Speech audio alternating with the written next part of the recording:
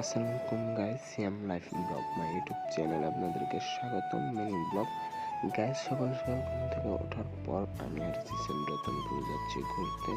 ভালো লাগতেছে না, তার জন্য বললাম চল ঘুরে আসি। রতনপুর আসার পরই দেখি যে ট্রেন এসে পড়ছে, বাট ট্রেনটা অনেক বিশাল বড় ছিল। বাট ট্রেনটা দেখতেছি আর ভিউগুলা এনজয় করতেছি। আর মাঠটা একদম ফাঁকা ছিল, ভিউগুলা অনেক সুন্দর। ক্যামেরা ভালো না, তার জন্য আপনারা মানিয়ে নেবেন। আর এইদিকে আমরা দুজনে ফানি ভিডিও বানাবো, তার জন্য কন্টেন্ট করতেছি যে কি বানানো যায়। বাট কিছুক্ষণ পর আমরা বললাম না, ভালো লাগতেছে না, তার জন্য রাস্তায় চলে যাবো। বাট রাস্তায় আসার পর একটু পরে দেখি যে আর একটা ট্রেন আসতেছে। বাট কপালটাই ভালো, আসার লগে লগে দুইটা ট্রেন এক লগে দেখতে পেলাম।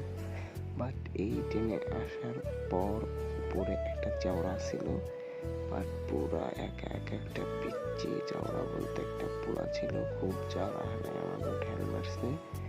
বাট যা দেখাইছে আমরাই দেখছি, আপনাদেরকে অতটা দেখায় নাই। তারপরে বললাম চল স্টেশনে যাবো, স্টেশনে যেয়ে কিছু খেতে হবে, ঝালমুড়ি খাবো, অনেক খিদা লেগেছে। তার জন্য স্টেশনে এসে মামাকে বললাম ঝালমুড়ি দাও। আর এই মামা ঝালমুড়িটা অনেক মজা লাগে।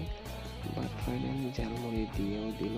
বাট এখন খাবো। আপনারা ভালো থাকেন, ব্লগটি ভালো লাগলে সাবস্ক্রাইব করবেন। আল্লাহ হাফেজ।